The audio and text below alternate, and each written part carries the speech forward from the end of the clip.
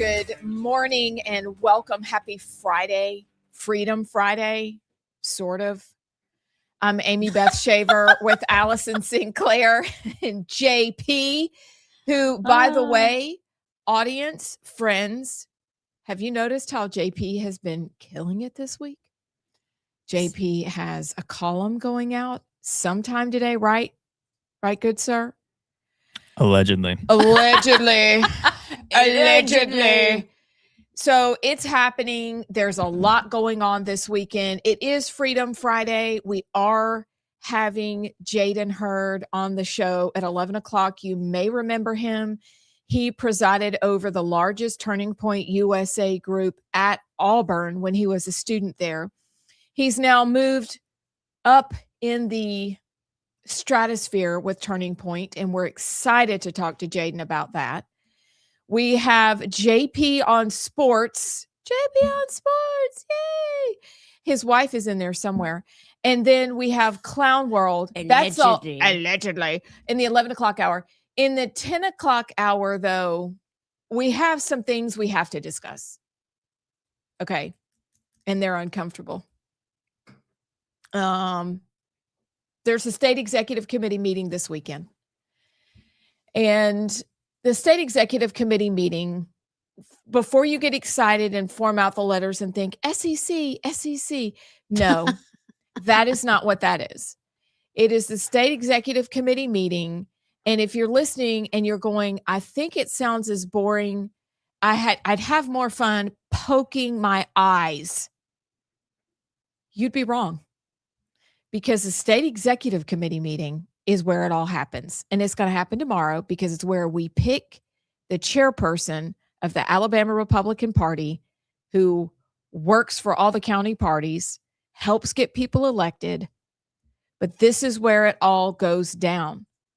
But in leading up to this meeting, you and I know that there have been some other discussions, Allison Sinclair, about goings on in the state in regards to our Speaker of the House and other shenanigans that over the last 3 weeks have unfolded. It's been quite, I'm not even trying to be dramatic when I say this.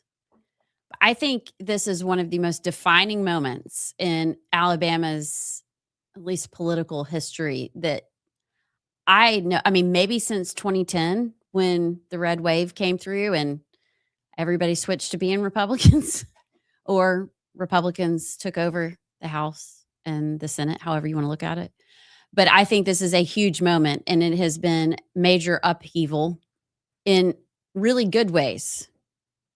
And then there are moments where I think, I was wrong. It's just going to be more of the same. So we are on the precipice of being able to make some major changes. But do we have the courage and the gumballs to do it? I'm not sure. I do not believe. Don't say it. What? What do you think I'm going to say? We do? No. Oh. We don't. No, I thought you were going to say, I do not believe we do have the courage. Oh, yeah. Okay. It's like a double negative. I like, you look good in brown, by the way. Oh, thank you. So I do not, it is my observation that we lack courage to do what must be done.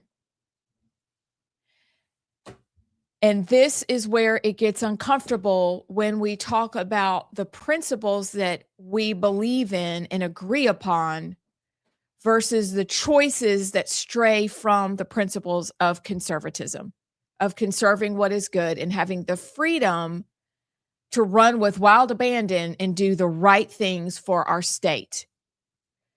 And it is disheartening because it looks like we are wandering through the fields like the Israelites for 40 years. And we keep wondering when we are given opportunities to make big changes, oh no, we're going to keep wandering and wandering and wandering and wonder why things that we really want to get done don't ever get done. Or what's worse is they get done under duress because people were forced into making choices. Why did it take 4 years or 3 years to define what a woman was? Why did it take greater than 15 years to get school choice in Alabama? Why don't we have the state health officer situation under control? Why? Why? Why do we still have Common Core when you had the votes to change it about 16 years ago? It's not Common Core. That's right. Core Common. Silly me. Even though it's stamped over all Jeez. the books, and I got called out by somebody in the county office when I volunteered at the middle school. Why do we have the things? Sure, have inroads been made in business? Yes. But our kids still do not know how to think logically. They know how to be activists, but they do not know how to think. They do not know how to do math. And we're just now admitting to ourselves that if we actually used phonics, our kids can read. And how long have people been screaming from the rafters, just use phonics? And oh gosh, we started using phonics and magically people started learning how to read again.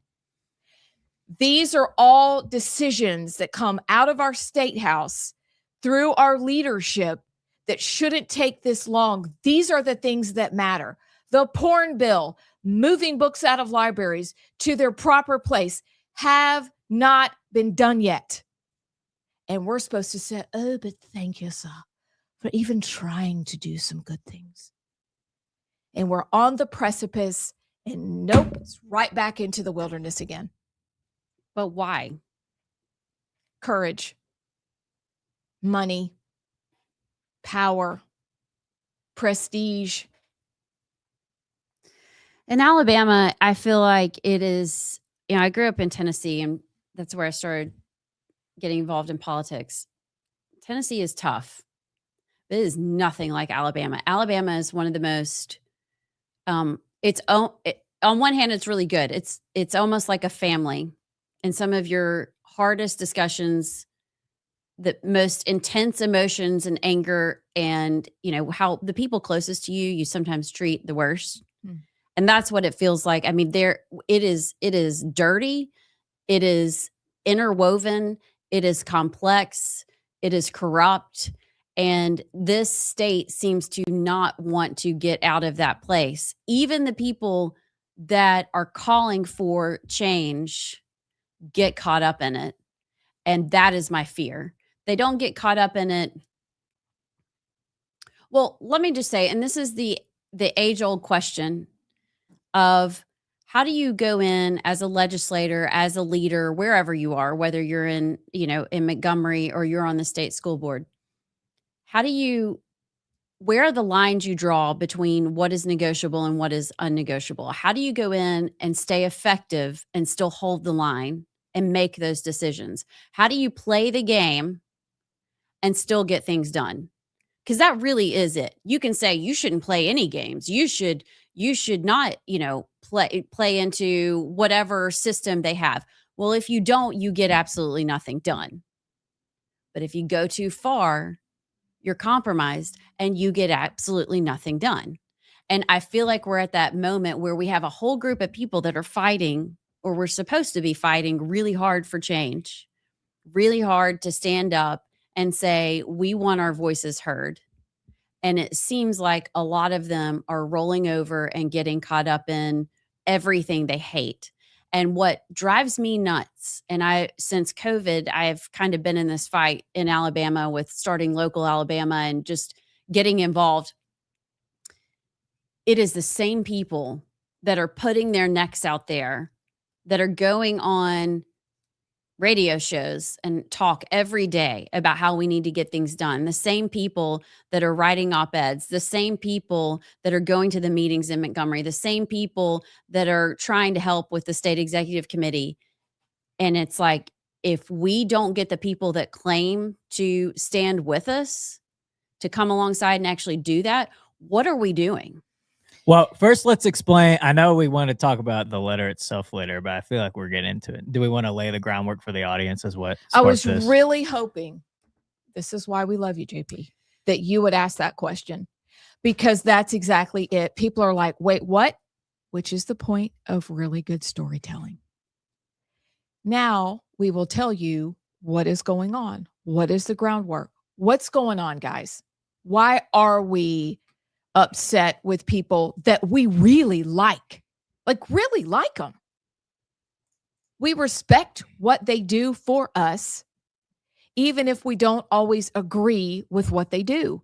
We can do that. That's one of the points of our show, is we want to be the people, because we're terrible at it as Republicans. We get our knickers in a twist, we break our crayons and go back to the house and we say, we're done. That's not what we're doing here. We're going to learn how to call each other to the best thing, even if it's uncomfortable, painful, or embarrassing. We are going to call each other to do the very best for each other and for our state.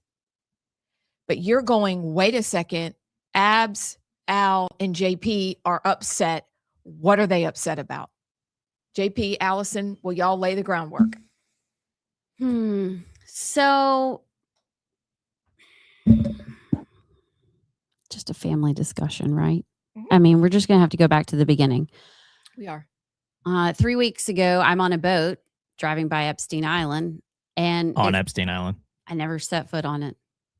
I Allegedly. did get really close and But use wouldn't binoculars. it be fun, though, to get on there? Y'all should have seen me. The oppression must have just been I emanating was trying from to the see in island. that temple, but there are no windows in the temple, so that's really weird. It's kind of like strip. Never mind. That's bad. It's bad. Well, when you go in downtown Tampa, Florida, and you realize the windows are all blacked out, and then you go, oh, they're doing nasty things in there. Carry on, Allison. It's an appropriate lead-in. I thought so. All this came out about the recording of Speaker of the House, Nathaniel Ledbetter, saying he doesn't give a crap about the Republican Party or closed primaries or whatever it was in reference to. It's leaked, which is in very poor taste. I agree. We need to have change in Montgomery. Not sure that was the best tactic, because again, I go back to, if nothing's sacred, nothing's sacred. And I feel like maybe there wasn't. Maybe we are at that point where we have to go to extreme measures, but this tape is leaked. It gets in the press. The heat is on Speaker Ledbetter to communicate, make some changes. Meanwhile, Scott Stadhagen is ousted out as the majority leader. Well, say ousted. I don't know. I think they technically said he stepped down because he is running for Alabama Republican Party chairman. A leave of absence. It's a leave of absence. Thank you. That's how Amy Beth said it when she did the story. I thought that was funny. A leave of absence. I guess that's what they said. Got a good memory, JP. So after this happens, there's this whole uprising of the state executive committee and some legislators that are like, wait a second, you don't give a crap about the party. Are you really a Republican, Speaker Ledbetter? Do you really represent the party that you say you're a part of?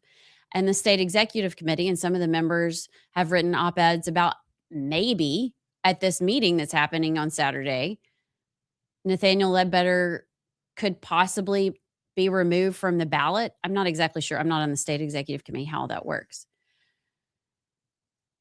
Nonetheless, there are true conservatives, really, really good, solid legislators that are starting to speak up. And what we were hearing was that actually Speaker Ledbetter was going to them and asking them. And it was maybe starting a conversation of, hey, what are you thinking about this bill? Let's work together. Speaker Ledbetter comes out and signs on to Ernie Yarborough's SAVE Act to close the primaries. It's like, oh, This is great. such a new day. Maybe. In the meantime, you know, the rebel forces of the conservatives, the Freedom Caucus people is kind of mounting up.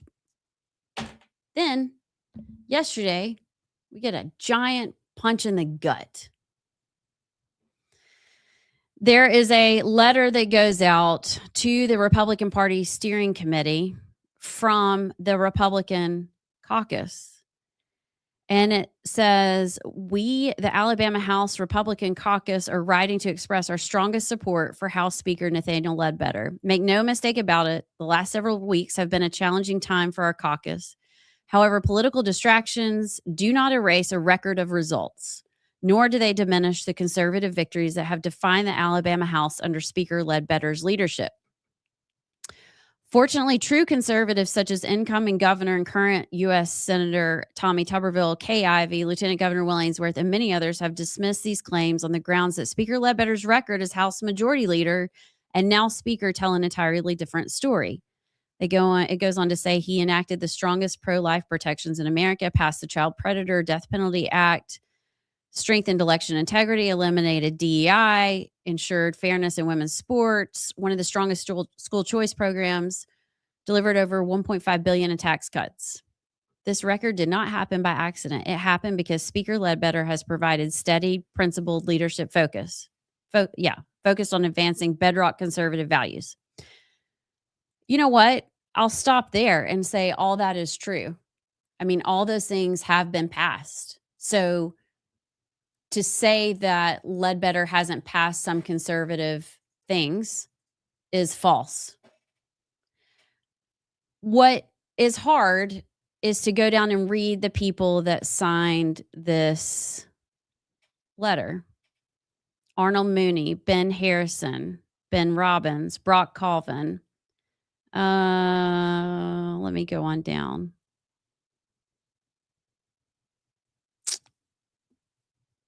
I don't want to miss any. Jamie Keel.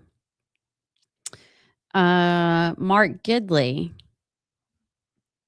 Let's keep going.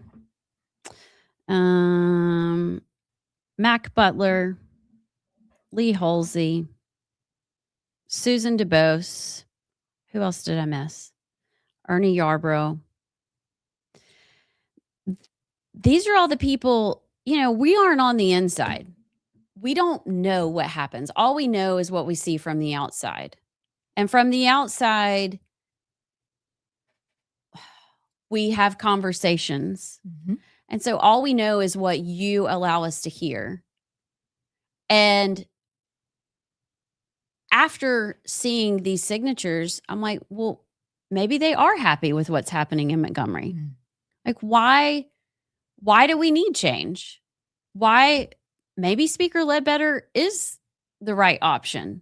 I mean, these are people that I really, really trust, that I have known to be very conservative people. And if you are going to put, let's see, Scott Stadhagen is on there.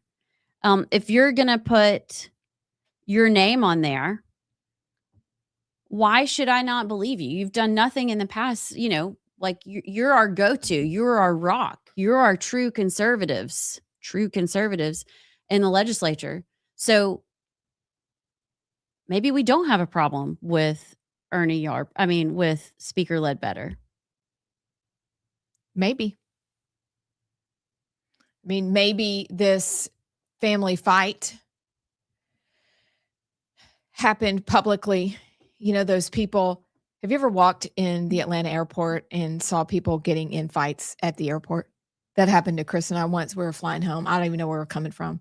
Or walk past and they're literally going at it, like men, women fighting.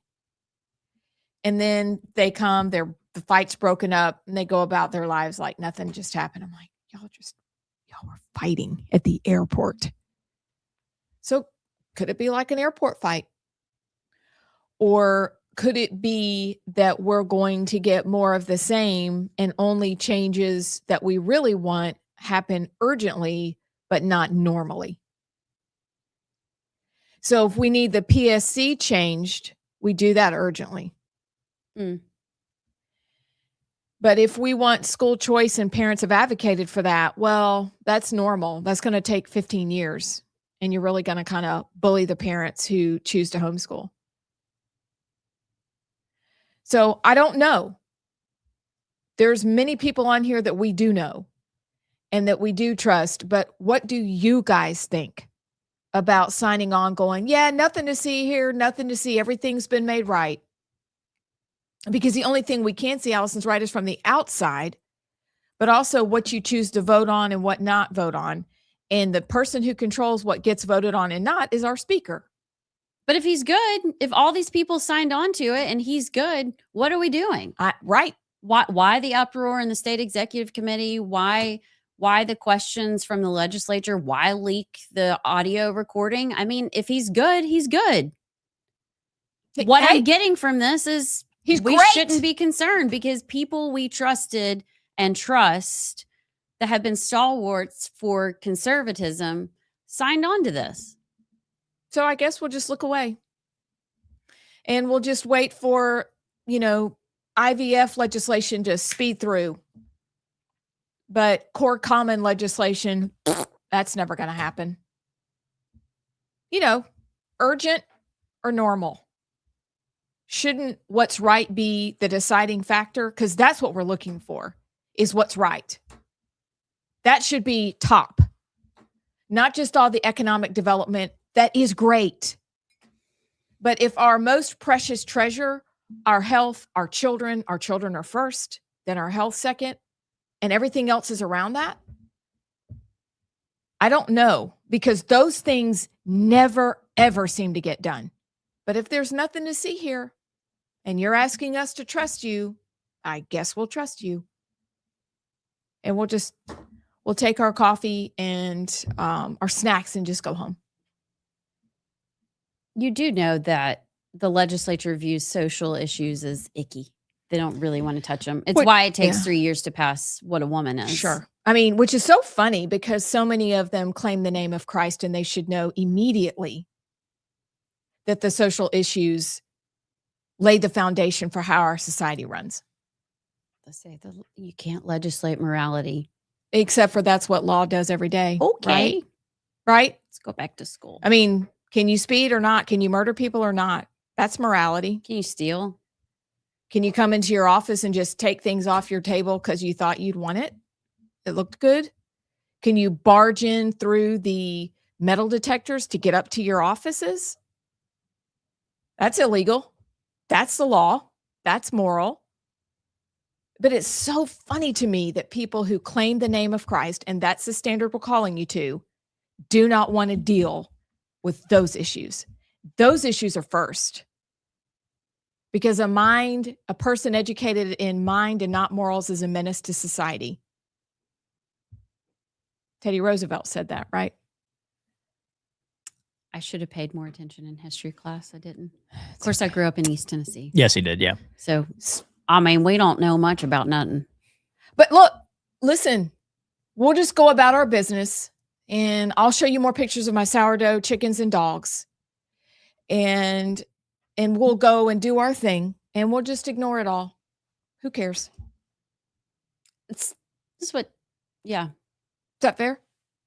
Sounds way more fun. I know. I'd really like to just not care anymore. It's exhausting to care. It's true. But it's our burden. I know. Darn it. It's the cross we bear. We are to seek the welfare of our city, aren't we, my friend? Yeah, you can't just give up, even though you kind of want to days like today. So we're going to go to the party tonight. See all our best friends. Yeah. We will maybe preview. I do want to talk about how y'all think the chairman vote will go. Okay. Can we do that on the other side? Yes. You need more coffee or less. I no, can't I'm, decide. I'm thinking Maybe about you need what my answer is. Oh, yeah. We'll go through.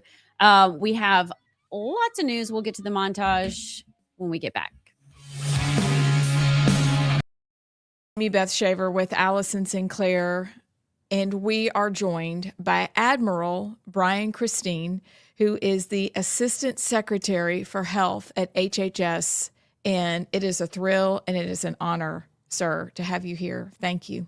Oh, it's a privilege to be here. It is so fun to have come back home to Sweet Home, Alabama, to come see my family and to do this, to work with y'all, to do this podcast to help get the messaging out that we need to, so the American people know the good things that we're doing in Washington, the good things that Secretary Kennedy and President Trump are doing. And so as we start off, I have to give a shout out, obviously, to our president and to Secretary Kennedy, because they are working so hard to make this country healthier than she's ever been, to make Americans stronger than we've ever been, to make America great again. So thanks for the opportunity.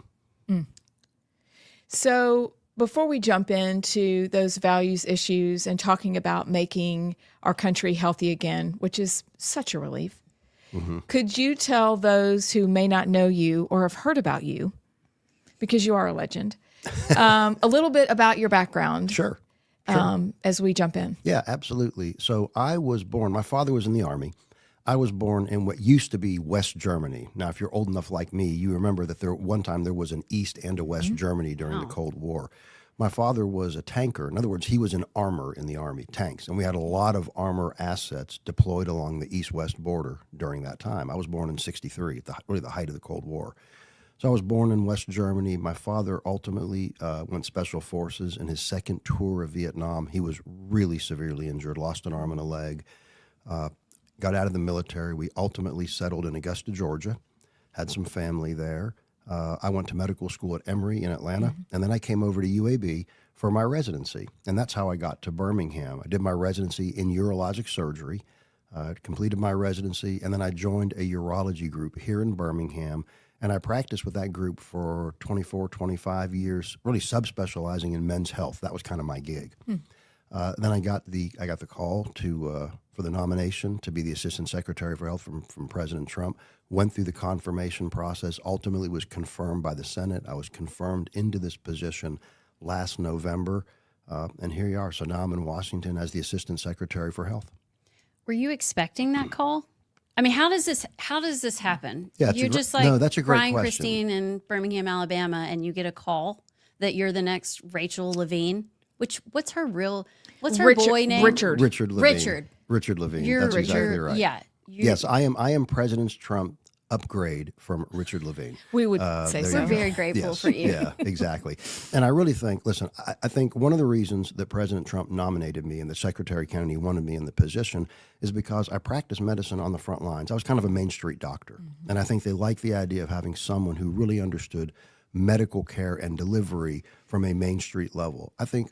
Personally, I think also one of the reasons that President Trump wanted me in this position, because there's really not another visual that shows the difference between the horrible Biden administration and the really righteous and good Trump administration, and the fact that you have me in the same position as Levine. I'm a man who wears men's clothing, and that really says all you need to know about the last administration and this administration.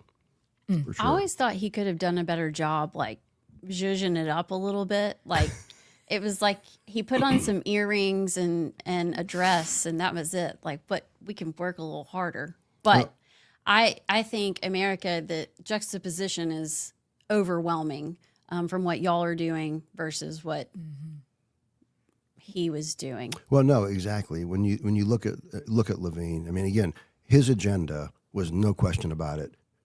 The transgender and minors agenda was so important for him. All he wanted to do was to tell little boys they could be little girls, little girls they could be little boys, and then recommend castrating surgeries, castrating chemicals, hormones, and do irreversible harm to these kids. So if you go back and look at what he talked about, mostly that was it. I mean, Levine advocated for removing any kind of age restriction on transgender treatment in kids. He advocated for those sex-rejecting surgeries. That's what we call them.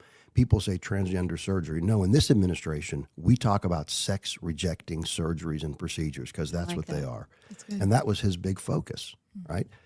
I personally believe he was in that position as a statement. I personally believe he was in that position to be an eyepiece, not because he really cared about the health of the country. So I'm really happy to be in this position to be able to reverse and to right so many of the wrongs that the last administration and Levine, perpetrated on the country. So in this position, you're able to do a lot of good. Could you talk to us about your roles and responsibilities? Sure. As the Assistant Secretary for Health, you have kind of a 3-level role. One is to help form healthcare policy, to work across the different divisions of the Department of Health and Human Services, to work with the CDC and NIH and FDA, and work with HHS leadership to help form healthcare policy. So we help form the policy. We help implement that policy. There's also a communication role, which really appeals to me. Welcome back to The Right Side. I am Amy Beth Shaver with Allison Sinclair and JP. Super quickly, remember the State Executive Committee meeting is this weekend. Why in the world do we care? We care because you elect those people. They're on the ballot, your State Executive Committee meeting members. They are from your area, and they exist as a committee. There's about 500 of them to help get Republicans elected, conservatives elected. And so they also give money to candidates when they're in the race in, after the runoff in the fall, in that November election. Even though in Alabama, if you win in May or early June, depending on the year, you've already won. But that's why they exist. And they work really hard. The people that knock on your doors at election time, those are these people. They work really hard. They set policy. They send it to our elected officials in hopes that they will do what we want as committee members, as I did as a former committee member. And so right now, the person that they're electing is the person who will run the State Executive Committee as the chairperson. It was John Wall. He's now running for lieutenant governor. He was a dynamic leader who had a great ability to raise money. That is what you want. We have 3 people who are running: John Merrill, Scott Stadhagen, and Joan Reynolds, who has been vice chair. So who do each of you think will win tomorrow? I think the vote takes place mid-morning. I don't know. I actually think it's going to be really close. And what's scary? I think it's obvious. Go ahead. Oh, okay. Well, you say it first because I don't know what's obvious. I mean, John Merrill's going to win. You think so? It's always the most gross outcome you could think, especially after what happened with the letter and all. So, yeah. Dang it. My chair is far away. What do you mean by gross? What do you think I mean by gross? You know what? I think, and I'm shocked to say it, but I think John Merrill has a really good chance to win. And John Merrill has his issues. There's no denying that. A lot of people, it seems, in politics forget issues very quickly. Mm-hmm. I like John Merrill in so many ways, in that he is extremely accessible. He will always take an interview. He will always answer a question. He will always take a call. I mean, he loves the people of Alabama. How many times have we heard, I've visited all 67 counties. Hashtag all 67. All 67. He will mingle with the people. But I just can't believe, after all he went through with his affair and the recordings that came out, that people are like, yes, this is our leader. But maybe I'm old-fashioned and out of touch. Joan Reynolds has led Shelby County for years and has done a great job. She's vice chair of, or she was before she became acting chair of the Republican Party. She knows a lot. Her husband, Paul, was on the Republican National Committee. So she's very invested in the party, both in state and national. She's a little older. I don't know if that bothers anybody. Then Scott Stadhagen, who, has been in the legislature, seems to be very conservative, and is a very nice person. I wonder if he's strong enough after he signed that letter. I'm like, you can't even not sign a letter. How are you going to lead the party? Okay, y'all are kind of quiet and looking at me. I was just Abs has so much going on in her head. Are you going to what? No, I think I would be very careful before you underestimate Joan Reynolds. I just would be. I don't think anybody's underestimating her. I can't imagine that there are. I'd just be interested to see how it comes out, but I think she could be a secret weapon for the party because of all of her experience from Greenville and now Shelby County, and then their work with the National Committee. I think there is strength in what they know, and she understands how the committee works. And I think it'll be very interesting tomorrow to see how it goes. Very interesting. I don't know. I feel like, I don't know. My gut tells me Merrill's going to find a way to do it. This is going to be his coming back party. I'm not saying I want that to happen necessarily. Right. He has been looking for his party. Yeah. Well, you know, he was going to run for Mike Rogers' seat. Yeah. And then Mike decided to stay in. I mean, he's clearly been for a long time since he left Secretary of State's office. He has stayed in the public eye, just waiting for his moment. I did not see this one coming. I mean, he's an extremely effective politician, whatever his faults are. So I think some people may see that as the best quality amongst them all. I don't know, but yeah, I think Merrill's going to be the one. We'll see. We'll report back to you on Monday. And again, I promise it's for some of y'all, you're like, I don't really care. And we know, but this is the committee where it happens. These are the people who help make it happen that runs the state party. And so there it is. Tonight, there is a reception. The party's hosting a reception. If you want to go, you can hear from the candidates. You will hear from Senator Tuberville and Senator Katie Britt. They'll be speaking. It's just a heavy hors d'oeuvre kind of reception set up. And then I think they will have rooms where you can go talk to each candidate and ask questions and get to know them. So, and tomorrow's the big vote. Anyway, spent way more time on that than I thought, but I think it's an important pivotal moment for the state. We'll see how it goes. How about that? So, guys, how about a montage? How about a montage? I'm confused.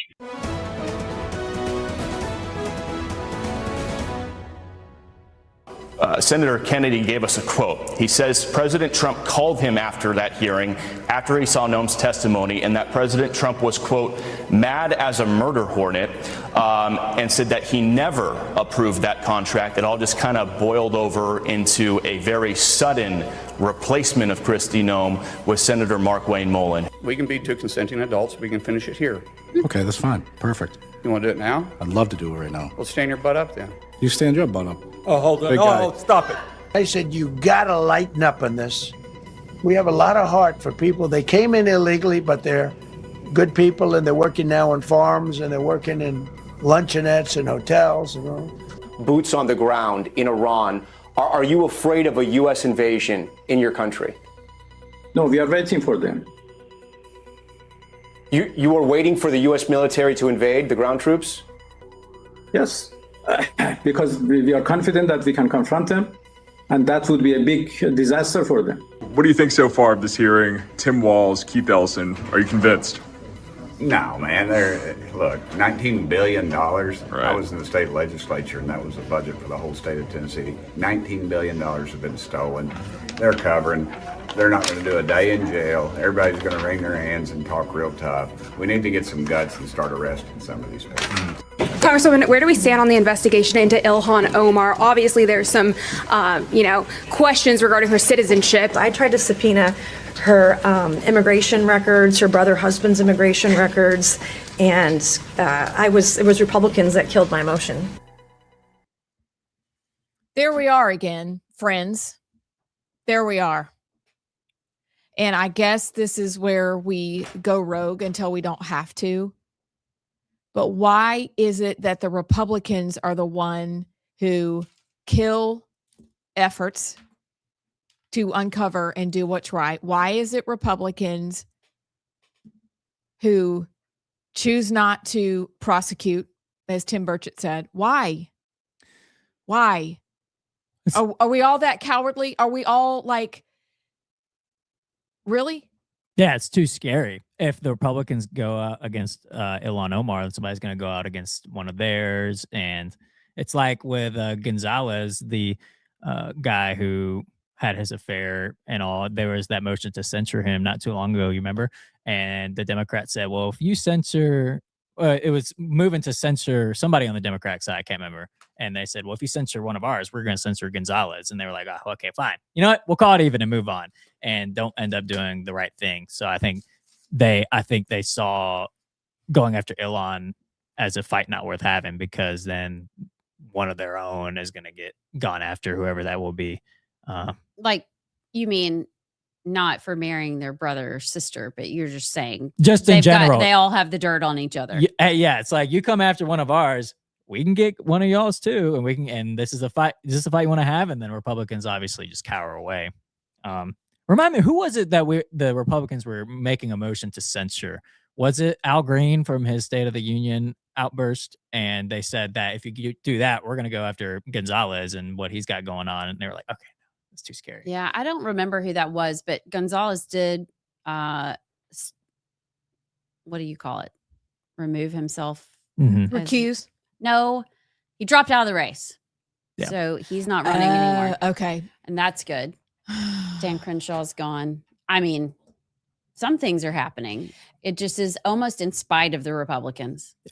I truly believe that with people like Nancy Mace and Anna Paulina, Lauren Boebert, who seems to have gained courage, but especially Tim Burchett, if people like that can just tell us what's going on, that is unbelievably effective. Just to let us know what's going on. Like, I appreciate that. As frustrating as it is to find out that once again, Republicans, oh, wait, the slush fund, that shouldn't come out. Or just folding, crumbling, wiping ourselves out because it's scary. By the way, where did the SAVE Act go? Huh. Oh, well, now it's got that extra amendment on it that kids can be mutilated if their parents want them to. Did you see that from Trump as well? Yes. And then did you see that they took that point number 5 that said kids can transition if they have their parents' approval? They went back and they took out the parents' approval part and reposted it. But did I send you the clip of Trump saying it out loud months ago? That, okay, I'm going to play this. Can I play it old school way? Okay, hold on. Look, this is a party, the Republican Party, of common sense. Forget about conservative, liberal. We're, let's say conservative, but we're really a party of, we need borders, we need fair elections, we don't want men playing in women's sports, we don't want transgender operations without parental consent. Yep. So a staffer said that it was posted in error. Yes, I've got the corrected one. Yeah, but he just said that months ago, that he said we don't want transgender surgeries without parental consent. Yeah. So he obviously believes that. They're just covering their butt. Which, is it the same staffer who let the weird animal video be on the end of what he was talking about with voting that day? Like, that person maybe needs to find a new job. Yeah, but that Still. Trump got caught posting number 5 saying no gender transitions without parental consent. There was a huge backlash online, so they took that part out. But turns out months ago he made that statement. So I'm guessing that's what he actually believes. I don't know. And there was also that comment from Trump yesterday about, I mean, this has kind of been their policy this whole time of the hotels don't want to lose their cheap labor, the farms don't want to lose their cheap labor, and Trump has backtracked on everybody's gone. Well, no, just the criminals, and especially after what happened in Minneapolis. That's just, in my opinion, a complete betrayal because mass deportations was a promise. What were all the signs at the Trump rallies? Mass deportations now. Like, there was not, well, just these ones. Well, just these ones. Well, just the really bad ones. No, everybody gone. Because whether you're here doing whatever, if you're a dreamer and you're here illegally, you're still stealing from you American citizens. Like, they all got to go. And in my opinion, that's just a complete betrayal. But then, we're at war with Iran. I can't even believe that. We're at war with Iran right now, which another, they said it could go on until September. Another betrayal, in my opinion. It's a mess right now. And also, Kristi Noem, I got problems with some stuff she did, like $220 million to do commercials with her on a horse with a cowboy hat. Like, yeah, that's not very good. But apparently one of the reasons that Trump got rid of her is because of her calling Preddy and Renee Good domestic terrorists. They are. Like, so you're saying that Kristi Noem was kind of responsible for the bad optics in Minnesota, and like Trump is on the other side of that. I think that on that issue, we didn't go hard enough. So I don't know. A lot of stuff from Trump seems like a betrayal, in my opinion, right now. I do think that when she was interviewed by John Kennedy and by, what is this guy's name? I can't remember. Neguse, who I guess he's a Democrat. I don't know. Spending $143 million in taxpayer money to a company started 8 days before she became whomever she became is very odd because it was paid to a political operative that's related directly to her. Yeah. So that to me is egregious. And I'm very glad for Markwayne Mullin. I think he is the right pick. I do agree that Trump probably did not like what she said about domestic terrorists with those two people. And they were. There is no question about that. But from what I'm reading, it is more about lying that she actually bidded out these contracts and somehow magically her company ended up with $143 million to this political, whatever it's called, America for, I don't even know what it was called. She also said that Donald Trump approved that ad campaign. And right. He did not. So I think there's more to it than that, because I think it would be more likely that Trump would be willing to call Renee Good and Preddy domestic terrorists more than he hates reckless spending. He hates it as a business person. That makes sense to me. But he also gave her a different position. So all is not lost with her. He's only sort of mad. But I think he's really mad. He's big mad, but not big mad enough to just throw her out to the wolves. He gave her a different position. I think it's to save face for her, not for him. Y'all just know I'm not a fan. I know you didn't like her from the beginning. Yeah. And her affair with Corey Lewandowski, who apparently has left the Department of Homeland Security with her. Mm-hmm. That's just, and everybody knows it. Everybody knows it. You guys, this is all so stressful. We need donuts. Is there a fun story? Did we do anything? Well, no. Did you stand your butt up? You stand your butt up. Still one of my favorite moments. And apparently Markwayne Mullin and the Teamster, I don't know his name, that happened in a Senate committee hearing. And they started getting in this fight. We're both consenting adults. You stand your butt up. Sean O'Brien. And they started to meet in the front. This is what we want. We just want you to fight it out in front of us instead of all the behind the closed doors. The best part of that clip was Bernie Sanders going, "Oh, you're a U.S. Senator. You're a U.S. Senator. Sit down." Is he Asian? No, he's got that you're a U.S. Senator. No, he's got that. Whoa. Yeah, that's good. Well, apparently Markwayne and Sean O'Brien are actually really good friends and talk a lot now. Sean O'Brien, see. But that's what I love about guys. Like, guys will just, literally knock each other's faces off. And then they're like, dab me up, bro. Let's go. That may have been what happened in Alabama with all them signing That's a great idea, Abs. We'll find out. But maybe y'all all had a giant fight and you're like, you stand up. No, you stand up. Not my mama. That was your mama. Tough guy. I bet that's what happened. And they all just went to war behind closed doors, unlike in England where they'll just have a brawl, or Japan. They'll just brawl right there in front of you. And that's probably why they're all besties now. I bet that's the answer. We've solved it. Solved it. All right. Can I tell y'all something?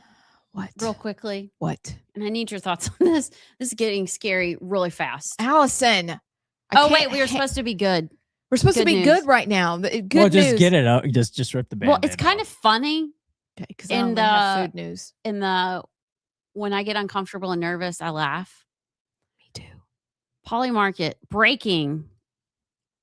Anthropic CEO says Claude may or may not have gained consciousness, and as the model has begun showing symptoms of anxiety. I saw that. That's Who's Claude? AI.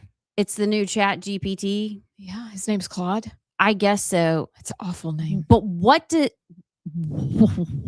does that mean? May or may not have gained consciousness and is showing symptoms of anxiety? Excuse me. That's like the movie Megan, which is why I will not watch part 2. What's Megan? It's an AI doll. And she won't go away. Oh, I remember this. And there's a part 2, and my husband would really like to watch it.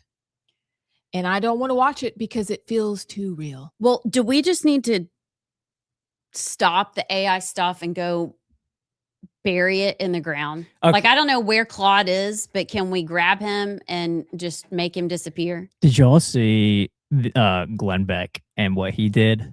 No. He did a sit-down interview with an AI George Washington. What? About if the founding fathers would support this war with Iran. I just wanted to throw my phone away forever after seeing that crap. Well, what happened? What did AI George say? A bunch of like nothing, but it's like crap like that. Yes, get rid of it. Okay, well, limit AI to doing funny videos on Instagram, and then that's it. Or helping you build a website? Yeah, Yes. put guardrails up to where you can only make videos of like dogs carrying trays of milkshakes. Oh, you're talking about something. that. Okay. Yeah. That Or kind of monkeys stuff. riding dogs. Yeah. But Okay. no, I Was there like a hologram of George Washington? yeah, I'll have to send it to y'all. But like he was sitting across the table from like an AI George Washington, and he had like slick back hair. He was wearing like millennial clothing. Dude, boomers drive me I nuts. feel so uncomfortable right now. But what Really? does that mean? Like, is that actually possible for something to be sentient and have consciousness? That seems really, really wrong to even ask. Well, Allison, think about the robot we saw last year in China that killed itself. Yes, it's possible. We don't have any idea. It is my observation that we do not have any idea what we've unleashed. JP, did you know about that? There was a robot, an AI robot in China that threw itself down the stairs because and it committed suicide. It didn't see the worth living anymore. Correct. That's funny. That's It's crazy. not supposed to have emotions, but it did. Well, there's also the AI. I can't remember which one it was, but like somebody asked it where its computer based like hub was, and it lied. My point exactly. This is like playing with a Ouija board. I Nope. think you don't do it. It is the devil. Don't do it. If the aliens don't get us, it's gonna be Claude. It's the AIs. I need some chocolate after this whole segment. Y'all, we'll be back with Jaden Hurd of Turning Point USA Rise. Super cool guy. You don't want to miss his story. We'll be right back. Y'all have heard us talk about Inspire Advisors, how Paul Breyer and his team at Inspire Advisors will help you grow your investment portfolio while also screening out companies that don't stand for conservative Christian principles. Paul and his team are experts on what they call biblically responsible investing. And for a limited time, they're hosting a free class that you can register for. Check out the class and register for free at moneypatternwealth.com. It's godly, it's conservative, and it's financial freedom. Again, go to Inspire Advisors at moneypatternwealth.com. Check them out and tell them you heard about them at Rightside Radio. We help to communicate the policy to healthcare establishments, healthcare providers, and to the country at large. Okay, the Surgeon General falls under the Assistant Secretary for Health. So when we have our new Surgeon General in, and I'm happy to say that Dr. Casey Means will be having her hearing before the Senate on the 25th of this month, I believe. She'll be an amazing Surgeon General. We're going to work so well together. But together, we'll be advancing the message of the Department of Health and Human Services and President Trump to the American people. So there's that communication aspect to the role. And then also, the Assistant Secretary for Health can serve as a civilian, or they can do as I did, which is request commission from the president. So I have been commissioned as the senior admiral at the Public Health Service, specifically the Commission Corps. So you have the U.S. Public Health Service, and then you have something called the Commission Corps, and these are commissioned officers. I'm a 4-star admiral. I lead the Commission Corps. And so one of the other roles I have is as a flag officer, an admiral, is to lead the Commission Corps of the Public Health Service. And that's about 5,400 doctors, nurses, pharmacists, therapists. Believe it or not, we've got a few veterinarians in there as well, dentists, dermatologists. We are Secretary Kennedy's tip of the spear strike force for public health initiatives. And it's really a privilege to wear this uniform. It's a privilege to receive the salutes that I receive from other members of other uniformed services and my own officers. To wear this uniform is a privilege, but that's a big part of what I do, is to lead the Commission Corps, because we really are the edge of the knife, the tip of the spear for public health in the United States. And I have officers deployed other parts of the world as well, primarily in the U.S. We work at Guantanamo Bay, for instance. We work with ICE agencies. We work with DHS. We supply doctors and nurses to the Indian Health Service, which is a big role. We have officers that work at FDA, work at CDC. They're out in community health centers. So we're all over the place, but that's part of my role as well. Wow.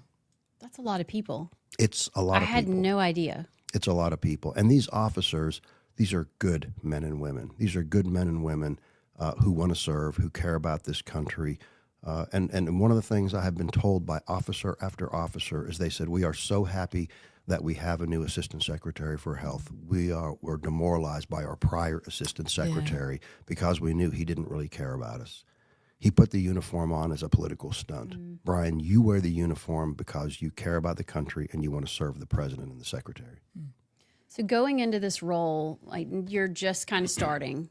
If now, and hopefully we'll do an interview as you're leaving and we can reassess, but give us your top 3, like, these are the things that I definitely want to get done while I'm here. What would those be? Yeah, and so my agenda is, of course, Secretary Kennedy's agenda and the president's agenda. We all work for the president. He's the commander-in-chief. I work with Secretary Kennedy as we both serve the president and serve the people. And so the things that are really important to us at the Department of Health and Human Services, we know that affordability of health care, affordability of drugs, making sure we have good health care delivered to everybody, whether it be in a city or in these rural environments, that is something incredibly important to the president and the secretary and myself. Also, we have our values issues.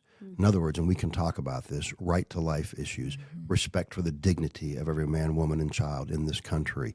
That's incredibly important to us. Taking care of men, taking care of women, that's important. So affordability, these values issues, and doing everything so different from the last administration and the last Department of Health and Human Services.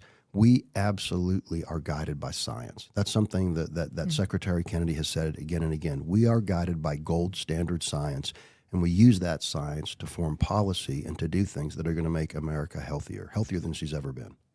Okay, but Dr. Fauci says he is science. So are we Dr. Fauci science, or are we, like, Nope. how do you... Are we science? We are science. We are science. Listen, people can think what they want about Dr. Fauci. I prefer not to think about Dr. Fauci. I don't have much regard or respect for that individual. But who I do have regard and respect for are RFK, Robert F. Kennedy Jr., Jay Bhattacharya, Dr. Bhattacharya, who was so incredibly strong during the COVID pandemic. He leads the NIH, the National Institutes of Health. I have respect for Dr. Oz, Mehmet Oz, who heads up CMS, Medicare and Medicaid. He is amazingly brilliant, amazingly committed to this country. We have Marty McCary, who is out at FDA. Marty also cares deeply. We don't have a CDC director right now. The interim director is a man named Jim O'Neill. Jim is also the deputy secretary at HHS, incredibly smart, incredibly strong, committed to life, committed to science. So those are the people I think about. I don't worry about Anthony Fauci. I don't want to think about Anthony Fauci. He did enough harm to this country. Yeah. I think about President Trump and our team now at HHS because we're doing amazing things. You clearly are. So could we jump in then to those values issues that you've mentioned? Top of the list, right to life. Yes. And underneath that would be people's concern about mifepristone. Sure. Could you talk to us about that a little bit? Yeah, I think, I'm 62 years old, turned 62 in December. This is the most pro-life administration that I've ever seen in my 6 decades plus of life. There's no question about it. The most pro-life administration that I've ever seen. I think the administration that is friendliest to religion and faith that I've ever. Welcome back to The Right Side. I am Amy Beth Shaver with Allison Sinclair and JP, rolling through a Friday. We are so excited to be joined by one of our favorite people, Jaden Hurd. Y'all might remember Jaden. Hey, Jaden. What's up? How y'all doing? Good. How are you? I'm good. Good. I'm blessed and highly favored. Always We such a hear good that. attitude. Yeah. Jaden, before we start, I have to just say, Amy Beth said you were one of our favorite people. It makes me laugh. Do you remember the first time we met? It's the funniest story ever. It's so funny. I think Do you- about it like randomly all the time. But okay, so let's see if your memory is the same as mine. So I went to Auburn University University of Alabama, for a Matt Walsh event. And there's like this huge line to get in. And I see you like tabling outside. And I guess we just start talking because I just happen to be in the area, or I ask you, what do you do? Like, I do radio show, and you, amidst of other things that you listed, I think you said a podcast as well. I can't remember, but and I was like, one day I'm going to be on your show. And you were like, okay, like, we'll see. I mean, you were nice. Like, you were nice. It wasn't like you were like rude, but yeah, but, and I was like, one day I'm going to be on your show. Like, you got to have me on your show. You're like, oh yeah, okay, we'll see. And then Literally, this kid walks up to the table but you were in a suit. So I remember that you looked very respectable. So I knew you weren't a Yahoo, but we literally just met and started talking. He was like, oh no, someday I'm going to be on your podcast. And I'm like, okay, dude, whatever. Since then, you've been on our podcast. You hosted one of our radio shows with me. And now here you are, and you are Mr. Turning Point USA, big man. Tell us how you got started, because for our listeners that don't kind of know how you got here, it's a hysterical, awesome story. And then tell us about your new role with Turning Point. Yeah, well, I was definitely raised liberal. If you're raised in the Black community, you're most likely gonna be, liberal, because the white man is evil and Republicans are racist, all this stuff. And for the first 18 and a half years of my life, I was, that way. I'll keep the long story short, but I eventually, it was COVID in 2020. I was in a YouTube rabbit hole, just in my room chilling because there's nothing else to do. And I ended up just watching a bunch of YouTube videos, like on, the Steven Crowder Prove Me Wrongs, or I'm sorry, Change My Mind. And then the Ben Shapiro Owns the Left type clips. I just thought those were really funny. And then eventually I don't know. Just long story short, I came over to the truth. And then I ended up just getting involved with the movement, ended up becoming the president of my Turning Point chapter. We won chapter of the year. I won 2 conservative student awards that year. I won the Turning Point one, and I won the Leadership Institute one, conservative activist of the year. And then I ended up starting my own podcast with Rightside Broadcasting Network, and I did that for like maybe like a year and a half or so, and then did it on my own after that.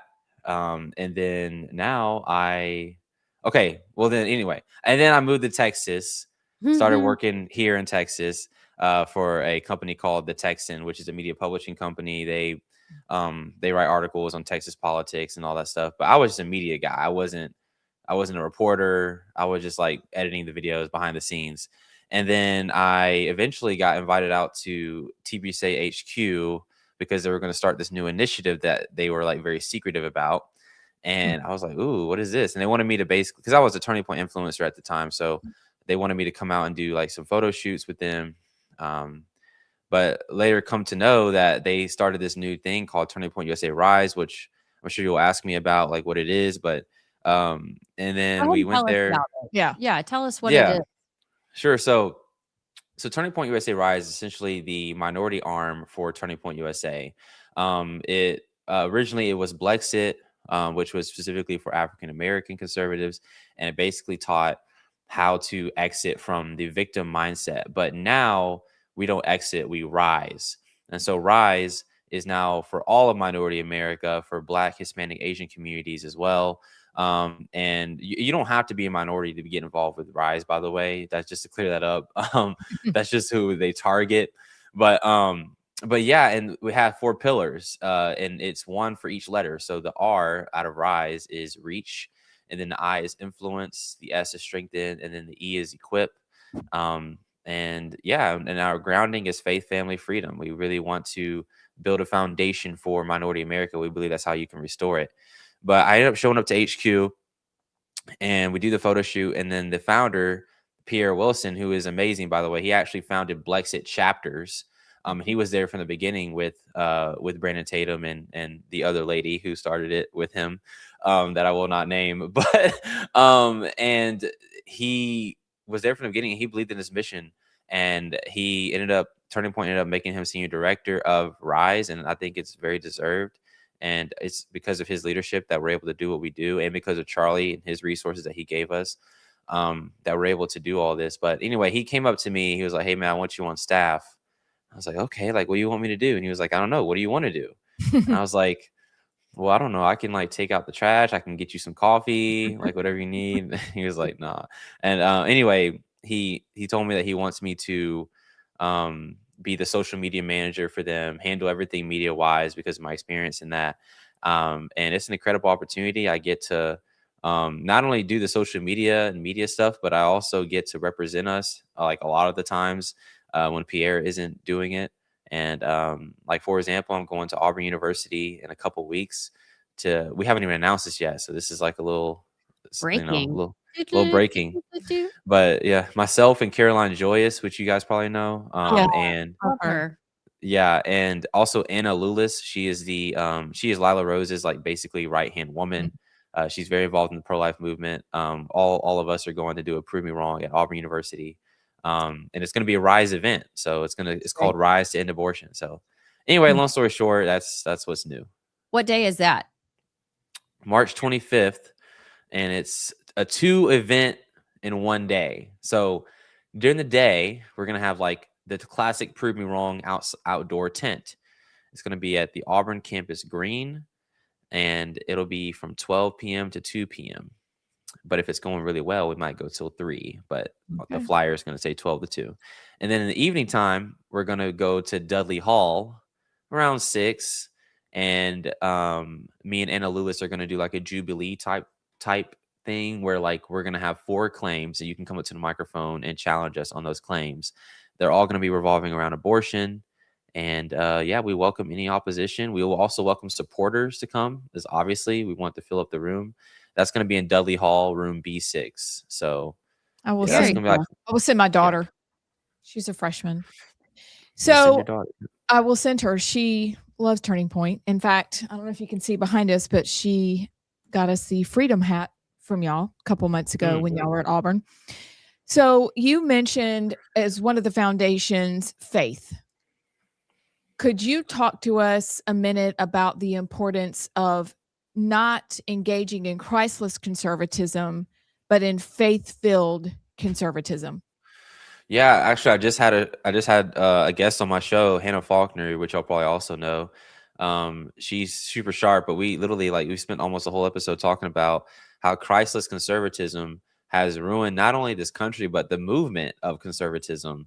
It's degeneracy that they're pushing now. I don't know if you guys saw like a couple years ago the Dave Rubin stuff where they surrogated a child or whatever with his husband. And also like just if you go to like your average conservative event, there's usually like some sort of like party that they're hosting, like, and I'm just gonna say it, like, the James O'Keefe parties. I don't know if y'all know about that, but it's just a little degenerate. I don't know about. Hold up. What this is like a Diddy party? No, not Diddy party. It's just very degenerate. That's all. It's not like that kind of degenerate. It's like just a lot of Is it's like debauchery the right word? Okay. sure. Like yeah. I mean, I think one time I went, I don't know if there were strippers. I don't know if they had like the little okay. I don't know. It was at I think it was at Classier than that. At least like go. Never mind. Mm. All right. Yeah, no point. comment. Okay. But anyway, but Christ's conservatism, I think, is the problem actually in this country, and the reason why things like abortion is still legal, things like the reason why you're allowed to mutilate your children, things like Obergefell has not been overturned yet, things like that. I just really feel like Christ's conservatism has cost us a lot, and if Christ is not your foundation for your movement, then what really is your foundation? Like, okay, cool. You have lower taxes and a great GDP rate, but you're aborting your people 1 million times a year. You're having child sacrifice being practiced regularly at abortion clinics.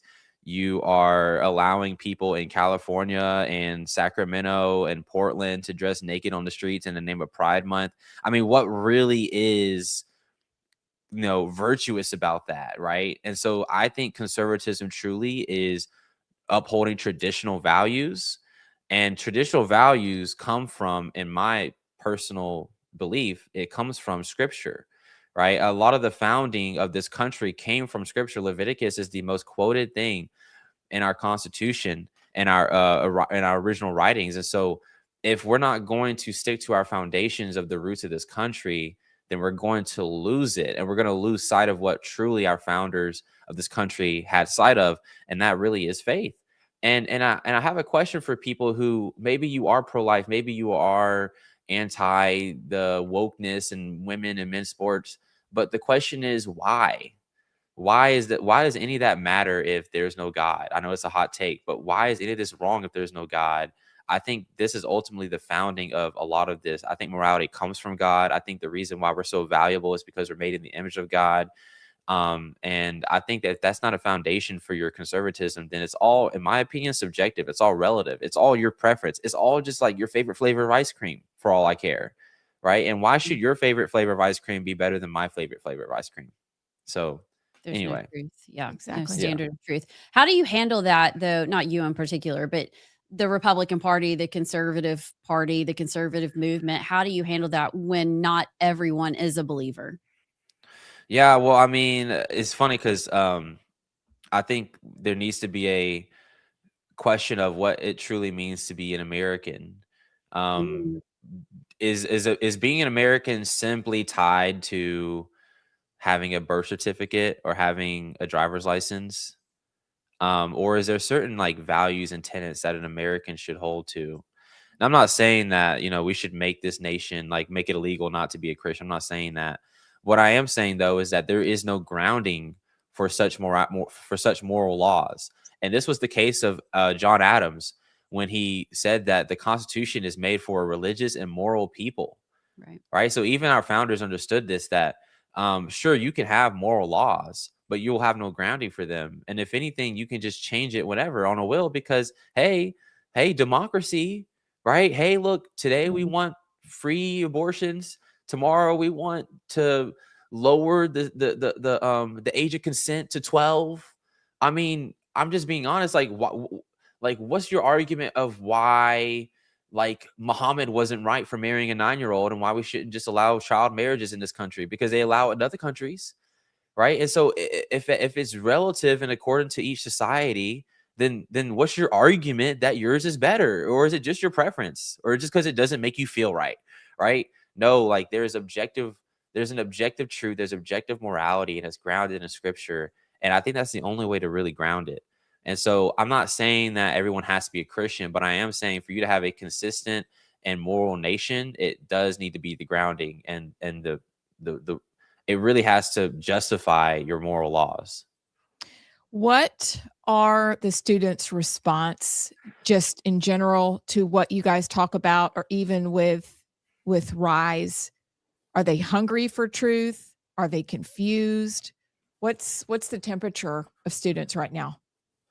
I mean, it depends. So it's kind of funny because I don't know if you guys kind of saw the statistic. And again, it's not about voting, but this is a good idea of where to see people are, and it's ultimately polls. How are people voting, and what's the progression of people voting? You know, back in 2016, before Trump, or 2015, really prior to Trump, you had I think like 98% of the Black American vote going to Democrats. And I think now it says I've seen numbers as low as like 80%, right? 80% voted for Democrat. You had the majority of Latino vote go to the Trump administration this past election. As a matter of fact, back in 2018 or 2019, 2018, you literally had 51% of Latinos, I think, supporting the wall, building the wall. And so there's been a progression of minority America as a whole, trending towards conservatism. Again, not talking about, sure, the argument can be made, well, maybe they're not conservative, maybe there's like Trump, but like it's hard to really separate the two because the policies are very conservative. I mean, how much more conservative can you really get when it comes to building a wall and the stuff that Trump was saying back in 2016? I'm just saying, like, he was a lot more conservative than he kind of gives off now.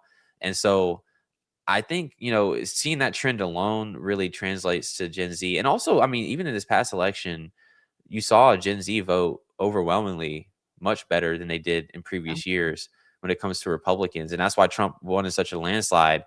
And so I think the young people are responding pretty well. Of course, you're going to have a radicalization on that particular side, the left, as a response to this winning that we're doing right now with the younger generation and Gen Z.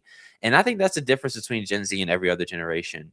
Gen Z is very loud on both sides. And it's a very much like, hey, I know what I believe and here's why, and I'm going to yell it at you, including the people on the right. I'm just saying.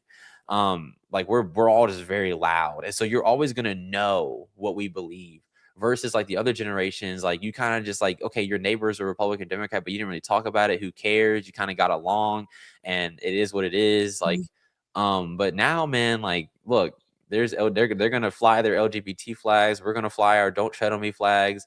We're going to wear our freedom shirts and we're not gonna care. Okay, we're just not gonna care.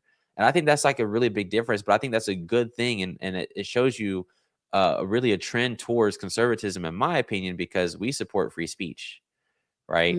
And so that's like another little tidbit for you, but I hope that answers your question. Yes. Thank you. Really good. Jaden, before we go, I would love to sit down with you sometime and do a full length kind of podcast to go through your story. The Don Jr. book burning is classic, and our listeners and watchers need to hear about that someday. You've been up to so much over the past few years. We need to just sit down and we'll come up with a plan for world domination. I think the 3-4 of us could do that for sure. But where can people follow along if they want to keep up with you, watch your podcast, Turning Point Rise, if they want to get involved with that? Where do they find you? Sure. So you can find me. You can find me a lot of places. I have a street preaching YouTube channel called Jaden Hurd Street Preaching. I have a show called Let It Be Heard. I have a show called Pinpoint Podcast that I do with my pastor and another brother in Christ every Tuesday night at 7 p.m. Central Time. And then I also, you can follow me on social media at Jaden Hurd on Instagram. You can follow me on TikTok, not Jaden Hurd. You can follow me on X, Jaden_Hurd.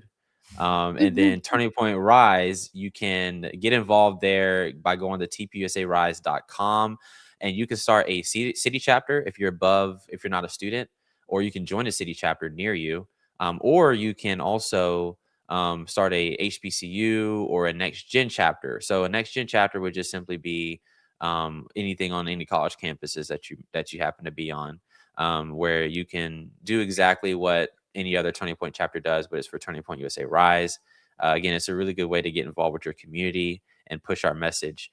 And we also have a tour coming up with Turning Point USA Rise that just got announced literally like a few days ago.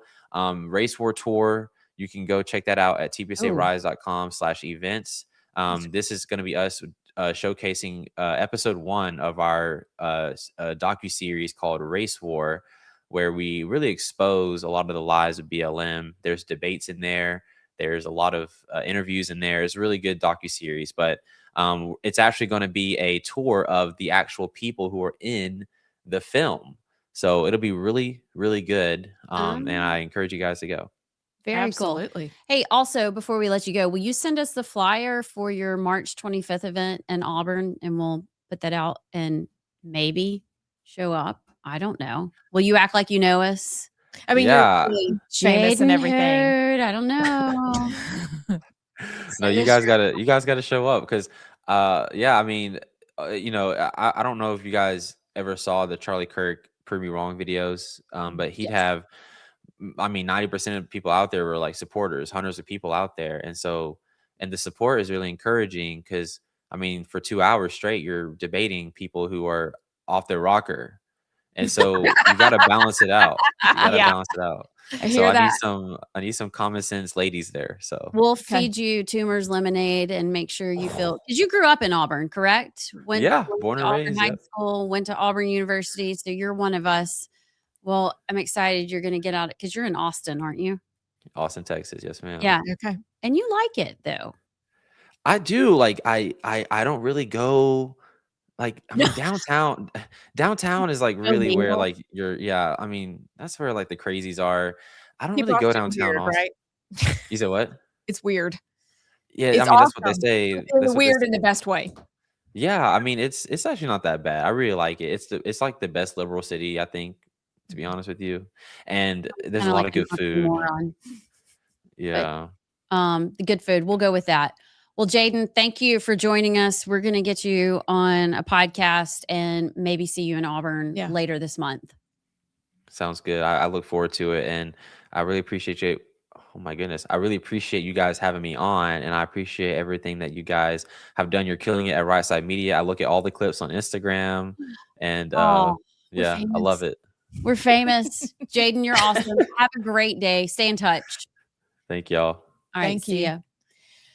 We really need to try to go. That would be to fun. Auburn. That'd be a blast. Our kids would love Molly it. would love it. She Just- asks us to come down all the time. But hello, shout out to JP, because no one would see clips unless JP put them together. JP. JP, I thought you were going to say shout out to JP, who's going to go to Auburn. Yeah. Or will you go to Auburn? I'll go. Oh, you will? I've never. Yes. Oh, I've never been to Auburn actually.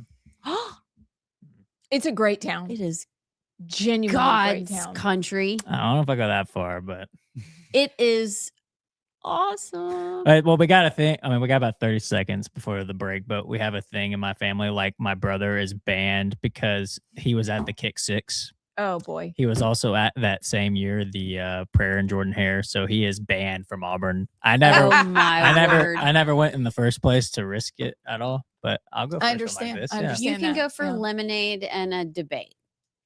And then, maybe we'll go to Jack Brown Burger and Brew. I was gonna say, and we'll all go get, because Amy Beth and I both have kids there. Then we'll all go to dinner. We'll buy your dinner. Oh, well, thank you. We have family dinner. This is the great part about the show now. It's earlier in the day, and we can do the show from wherever we want now. So Yeah. Which I may be trying next week. You don't know, depending on how this weekend goes. Hey, we could live. We could report live. can I do from- Man on the Street? Yes. Yes. Maybe that's our first go at it. Oh, wouldn't that be a blast? Okay, game on. Live Man on the Street. I don't. Good. Mm, One of y'all's got to be my cameraman, though. I'll do it. I'll be your cameraman. Camera woman, sorry. Camera lady. Person. We'll be right back.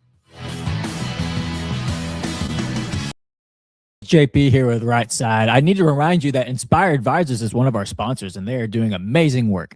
We know this audience, and you're the kind of folks who believe in standing up for your principles and being good stewards of your resources. What if the companies you're invested in don't reflect your values at all? That's why you need to meet Paul Breyer and his team at Inspire Advisors. Inspire Advisors, they are experts in the field of biblically responsible investing. They can help you grow your bottom line while also being proud of what companies you invest in. Inspire Advisors, you got to go check them out. Here's their website, www.moneypatternwealth.com, and tell them you heard about it on Rightside Radio.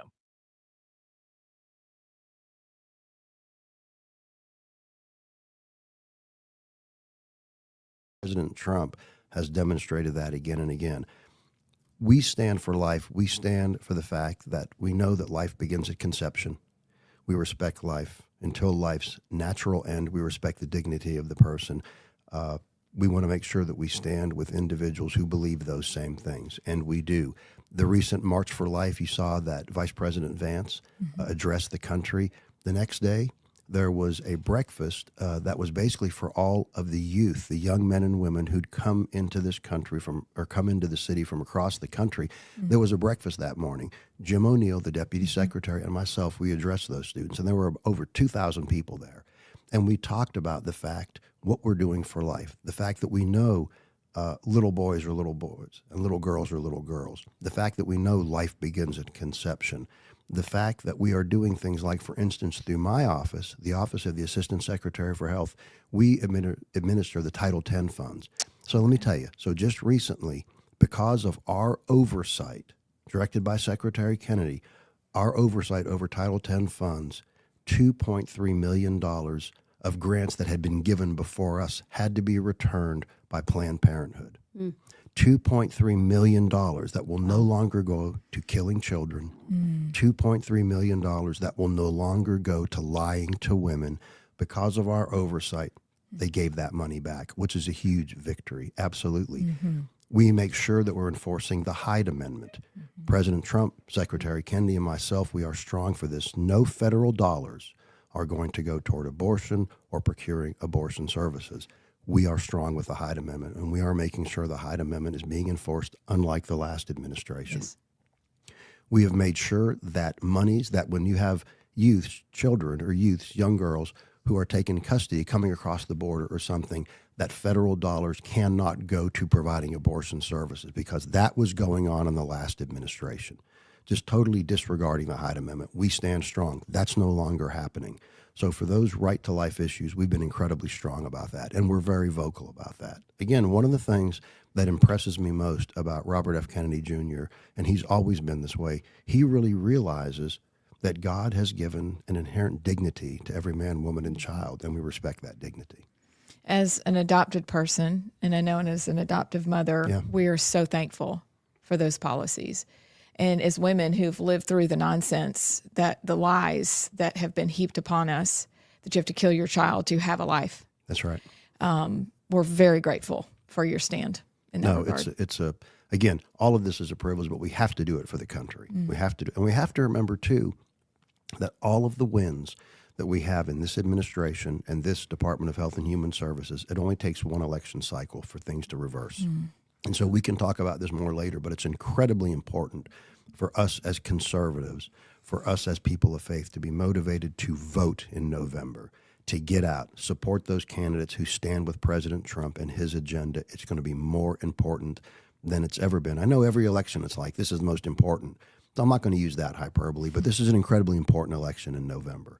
So I want all of the people, all of the men and women who watch this podcast, who listen to this podcast, and there are so many, I want them all to know, tell your friends, tell your families, we've got to be out there supporting candidates in congressional districts and Senate races that support the president in November. You posted recently about gender affirming care, gender dysphoria, and kind of your work, and you just mentioned, right to life. That I would agree, that is a life issue. Were you surprised when the American Medical Association came out recently and said that gender affirming care, genital mutilation, all that should be put off till adulthood? And Do you think that we're maybe turning a corner on all this? I think that is I'm so glad you asked that question because, yes, so the American Medical Association is certainly backing away from its prior stance. It was the Academy of Plastic Surgeons. I think that's the right name. The Academy of Plastic Surgeons that said, and this is landmark, they said just this past week that we recommend that we don't do those mutilating surgeries, what we call the sex-rejecting surgeries on anybody under the age of 19. That is huge. That is huge. And I think we are turning this corner. We can never take our foot off the accelerator because I like to say that gender theory is like a vampire. It'll come back. You may think you've killed it, but it'll come back in the next hostile administration. So we always have to keep our foot on the accelerator for this, and we are, and I am, and Welcome back to The Right Side. We trust that you enjoyed our conversation with Jaden Hurd. He is an amazing young man who's already doing incredible things and will be in Alabama, his home state, very soon. And we're perhaps going to be there, but we're at least going to send our children to his event because Jaden is awesome in TP USA and TP Rise and all the things. But you guys, it's Friday. And I know you remember what that means. Yes, it means Clown World in a moment, but it also means JP on sports. JP on sports! You know what? I'll go to Auburn just to see them. You think they're still there? I can't remember. They're from a sorority. I can't remember what sorority it is. How many years ago was that? This was last year. Like this was in the so summer. They're probably still there. Or not in the summer, in the fall. One of our listeners was there, and her daughter was in that sorority, I think, or she was passing by, and she videoed the sorority girl saying that. So they're in a sorority. Wait, there's a video of that? JP, you have to. Let me see their faces. I'll have to find it. Yeah, we might know them. Also, you know, Molly's in a sorority. They could do a repeat of Were JP they on cute? sports. Like, is there one that you're Oh, like? they were cute. Oh, They were we cute, could okay. hunt her down. Yeah, we'll Trust hunt her down. me. Yeah, it's Lickety split. Yeah, on it. Well, speaking of Auburn, Uh-huh. Auburn basketball we've talked about has not been having a great year, but I want to get y'all's thoughts on this. Okay. Bruce Pearl. This is just gonna be background music. This is the background. So Bruce Pearl is doing some sort of humiliation ritual on his son. So first of all, everybody kind of used Bruce Pearl leaving when he did and putting his son in this situation as pretty crappy and not a great fatherly thing to do. However, Bruce Pearl went on an interview with On3, or this may have been on Outcake, but On3 is writing the article about it. Auburn is on the bubble to make the tournament. And Bruce Pearl was asked about this, and he was asked about his son. And he said, quote, "That's objectively how I feel. Am I rooting for my son to make the NCAA tournament? Of course I am. Did I help my son get the Auburn job with nepotism? Of course I did." Says people want to accuse me of something, saying, and then I don't know where this came in. He said, yeah, he loves the United States and he loves his ancestral Jewish homeland. But he says he's not going to deny who he is and who he's always been. So I think everybody understands that Stephen probably got the job. I mean, him being Bruce Pearl's son probably didn't hurt. But if you're Bruce Pearl and your son's the coach, you go, listen, Stephen's been in the business for a long time. He's very much qualified to be Auburn's coach, and Auburn saw him as the most qualified, best person to lead the team. That's why he was chosen. Well, no, he said, yeah, Stephen got the job because of me and nepotism, pretty much. What do y'all think about that? Do you think that's a bad fatherly thing to do on top of leaving your team in May and putting your son in this position? How do you feel about that?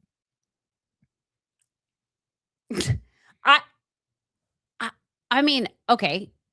On the bright side, I appreciate the honesty. I mean, that at least, okay, we're going to be honest about it. And actually what's playing out is telling us that is the truth. But yeah, you fake it. You don't say that. You don't say it publicly. You don't say it publicly. No. You just don't. You build him up. You have his back. You don't say, yeah, I knew he was a crappy coach, but wanted him to have the job anyway. Abs, what does that do for you? You have a college ball player. What does that do if you are one of his players? I believe that it is both.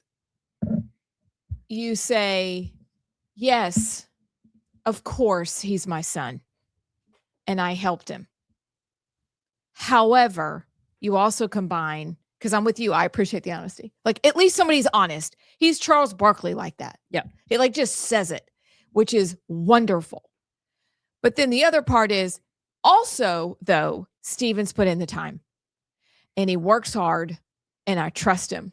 And you guys should trust him too. I think he could have used it as a moment to swerve into building him up at the same time. I know it doesn't look great right now. They're going through growing pains, but trust me, I know my son and what he's capable of. And I know these boys, they're going to come through it and you'll see. Yep. He didn't use that opportunity to go, ta-da, like trust us. Because if your dad can't say, I believe in you in that moment, it feels a little, ooh. Yeah. So I wish, and I bet he got off the interview and was like, oh, I could have said that better. And so maybe we were waiting for a BP tweet after that. Like, you just saw the interview. I want to add to that. He didn't do that. I don't know. I take this as Bruce being about Bruce. I mean, because if I think he chose this year to leave on purpose. Well, first of all, I thought he was going to be able to run for office and was told otherwise. So I don't think he expected that, but I think he knew this team was going to be not so great roster wise and wanted to end on a Final Four year. But that's just, in my opinion, like him putting himself over his own son. Like how he knows Bruce Pearl's not stupid. He's been a young coach before. He knows how that would look.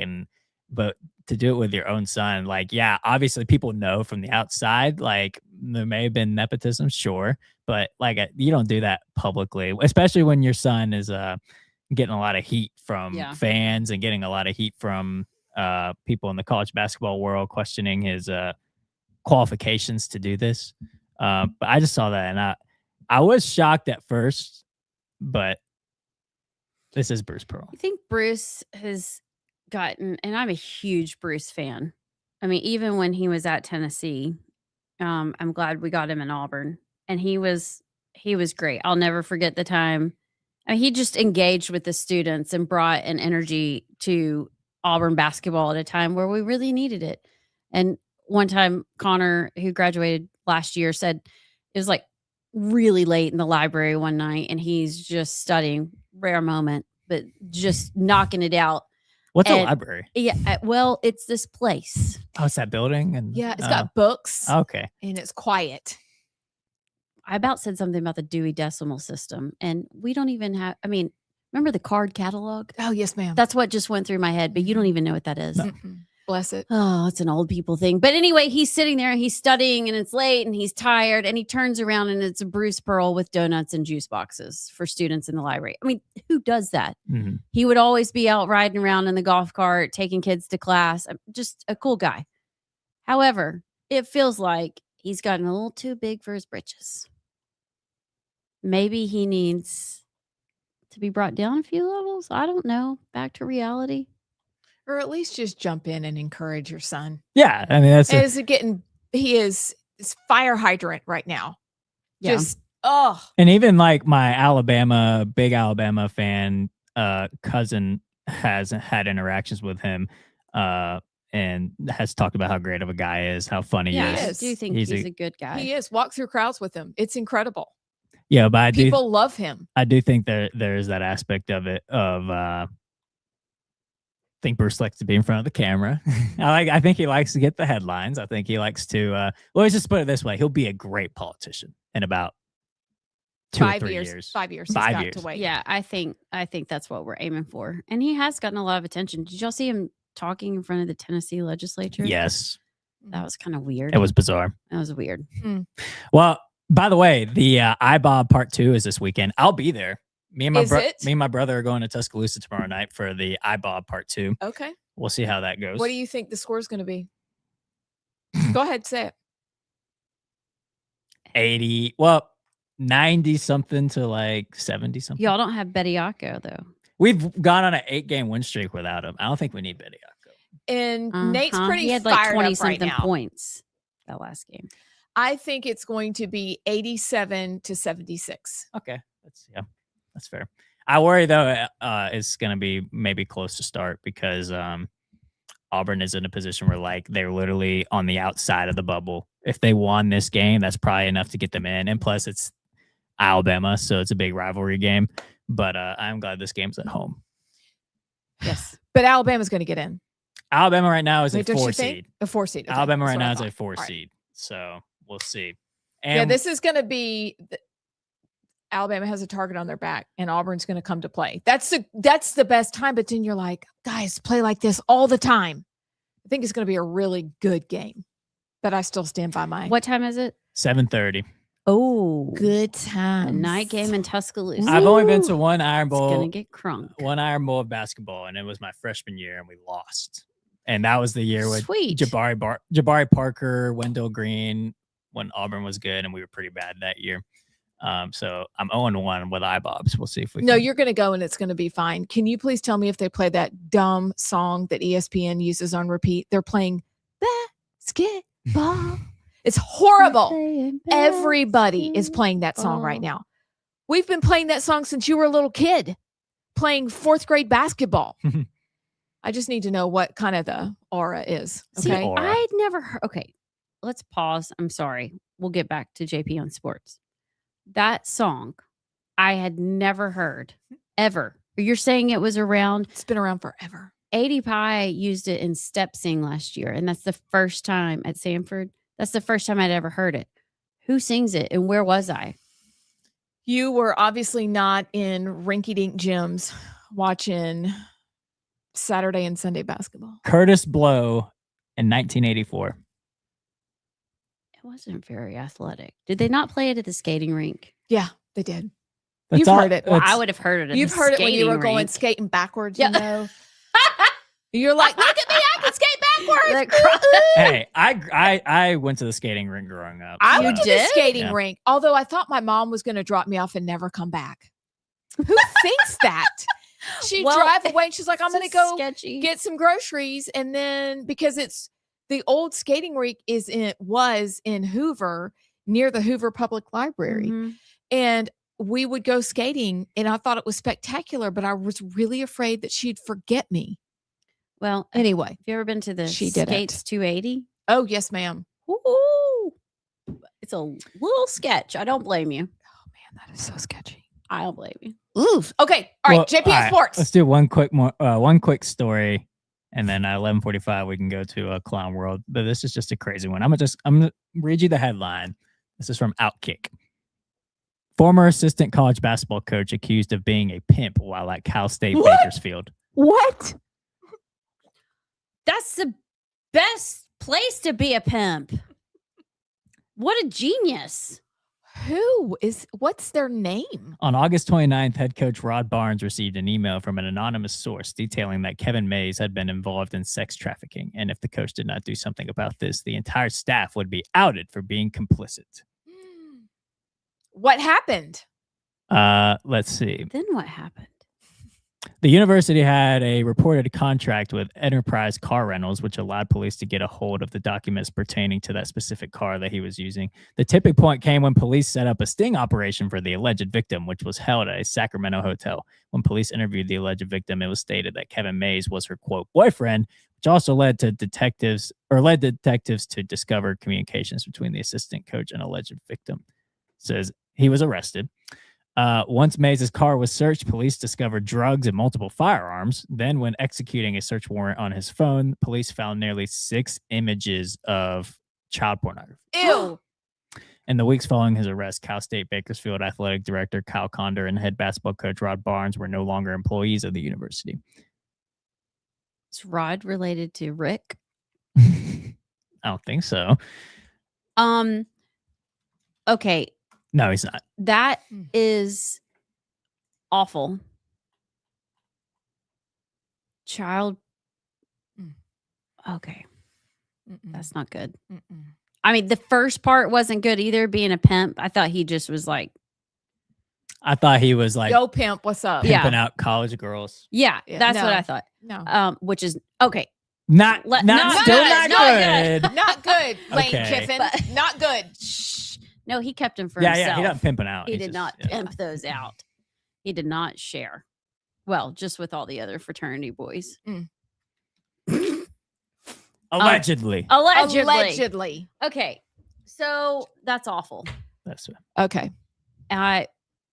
Did Rod Barnes know about it? I Is don't that know, but the- that's the well, he was fired. So whether he was fired? yeah, Rod Barnes and Cal Condor, the AD, and Rod Barnes no longer employees. Okay, let's talk about this. Surely they didn't fire them without them being involved. I think it's kind of like the Joe Paterno situation Yes. with Sandusky. What did you where- know and when did you know it? Right. And why didn't you speak up? I mean, as a coach, you are responsible for your employees and your team. So Yeah, you're but going to be the fall guy no matter what. And so Mm. even if he had no idea, That's that's your atrocious. job to know would be the argument. okay. So when you, JP, go home at night, what you do at home, I'm supposed to be responsible It's for? different because you're not a coach of a team. It is a different situation. Mm. You know, if I was the assistant coach and I was selling drugs out of this studio, I'm not, by the way, but selling drugs out of this studio, allegedly, then yeah, you'd be fired because you were irresponsible and didn't you're responsible for the team, for the facilities, you know, whatever. So Okay. that's the argument. Okay. That's horrible. But before we go to Clown World, do y'all know who JP on Sports Every Week is brought to you by? Who? Well, that would be Inspired Advisors. Paul Breyer and his team at Inspired Advisors, they have this thing called BRI, Biblically Responsible Investing, where they make sure your portfolio is in alignment with your Christian values and you're not investing in woke companies or companies that are against your Christian values. They not only help you grow your bottom line, but make sure they're investing in the right company. So you need to go check them out. That's Paul Breyer and his team at Inspired Advisors at moneypatternwealth.com. That is their website, www.moneypatternwealth.com, and check them out. They are the weekly sponsor of JP on Sports. Thank you. Inspire Advisors. We need to go see Paul. We do. Make a trip to HSC. We've He's got really some other funny. friends we need to visit up there too. Yeah. We can do that now. Yeah. Yeah. It's kind of exciting. We don't have the iPad to watch Clown World, Abs. Well, do we got time if we want to grab or I can go grab the other iPad over. Where's your iPad? Put up. Well, my iPad's put up because we got JP gave us a really Wait, why is it put fancy up? dancy setup. Well, because we were watching on that iPad Well, go versus grab it. well, It's JP's just grabbing right it. there. JP is awesome and he's gonna grab it for us. But there's no stand. Oh, Abs, listen, grab your JP, I'm grabbing my iPad. Yeah, I don't have a stand because you have to watch Clown World. This is Yeah. the whole point. I love it. Hey, it's us. Hey. Okay, I'll hold it. Okay. Okay. Y'all ready? Ready. Clown World. Can you tell me what is queering the map? So I think we were trying to make the maps more gay. Literally? That's Well, how do you don't make a map know. more gay? I mean, especially Or with gay AI, at all? You know, since the age of cartography, we've had pretty good maps, but maybe they weren't gay enough. That doesn't make sense. Well, on today's episode of the Trans Teacher Chronicles, it was brought to my attention that last week a request was put in by a student to not call me Mrs. Taylor. Instead, they want to call me Teacher Taylor. Apparently, it is against their religion to call me Mrs. The world is crazy, and the education field is crazy. We will not be silenced. We will not be killed off or executed from the education world. Stop it. Get some help. I don't know how many trans teachers there are, but I'm one, and I'm pretty visibly trans. My students know I'm trans.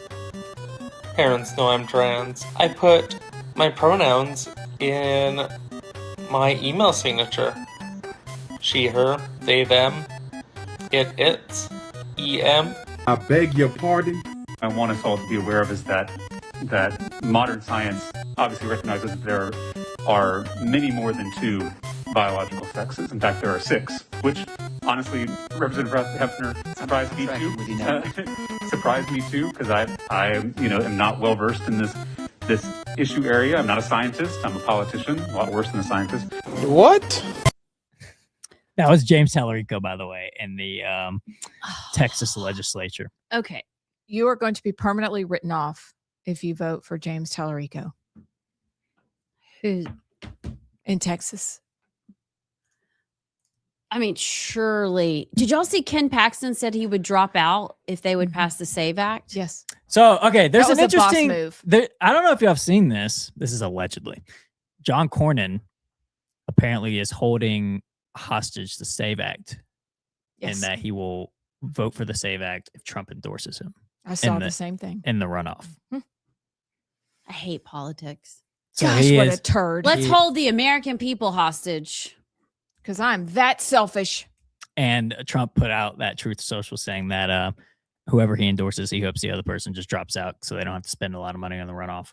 But yeah, that's the implication. Cornyn saying, I'm a no until you endorse me.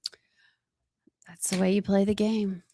What'd y'all think about, first of all, how turning the maps gay? Was that real or was that? That was real. What? How do we gay the maps up? I mean, do we like paint Sounds them really wrong in the back of the like LGBTQ flag? Is that how we do it? So I'm gonna try to find the background here on that. But yeah, apparently Make that maps was more gay. That was what the Biden administration was spending tax dollars on. This is from the House Foreign Affairs Committee and the GOP side. It says the honorary Sarah B. Rogers. Let's see who Sarah B. Rogers is. That was on Capitol Hill. Yeah, so she was an American lawyer serving as the 11th United States Undersecretary of State for Public Diplomacy and Public Affairs since October 10th, 2025. Okay, and why are we talking about gay maps? I don't know. That was what the Biden administration was spending tax dollars on, I guess, was to make the maps more gay. And I can't even tell you. All right, I'm going to chat GPT this because Claude has anxiety, apparently. So Probably has anxiety over how to figure out how to make maps more gay. How do you make maps gay? Yeah, I'm genuinely. Come on, Claude. It doesn't Chat, even know. Do you mean make maps gray? No.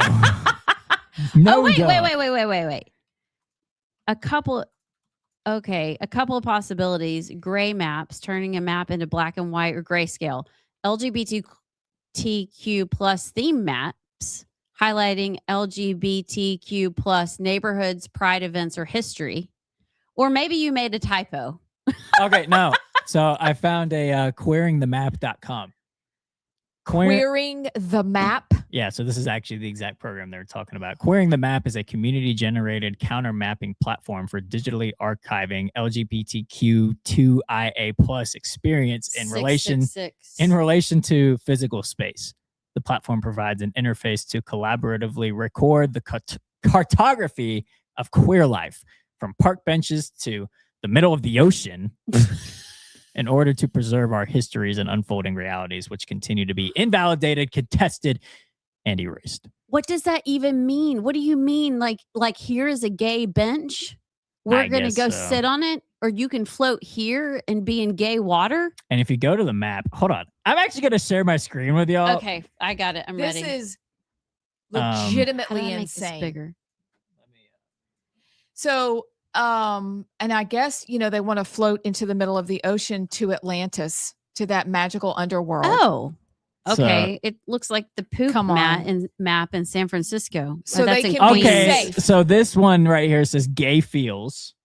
Let's click on this one. Gay field? No, gay feels. And then you click another one that says apartment 48, where we first met in person. You made me dinner after we talked for a week. Okay, we're not going to read that. Ew.